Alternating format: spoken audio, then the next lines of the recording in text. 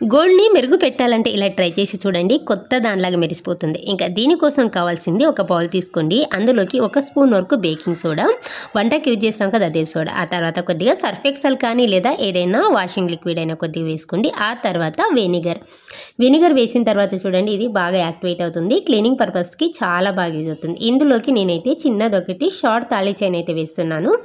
వేసిన తర్వాత అట్లీస్ట్ ఒక 1 అవర్ అయినా సోక్ చేయాలన్నమాట. ఒక 1 అవర్ నానిన తర్వాత చూపిస్తున్నాను చూడండి, ఆల్మోస్ట్ ఆల్ ఇందులో ఉన్న మురికి అంతా కూడా చాలా చక్కగా పోయి ఉంటుంది. ఇంకా కొంచెం లోపల ఎక్కడైనా కొంచెం ఇరుక్కునేది పోవాలంటే పాత బ్రష్ ఏదైనా తీసుకుని కొంచెం ఇలా రబ్ చేశారనుకోండి, చాలా నీట్గా క్లీన్ అయిపోతుంది.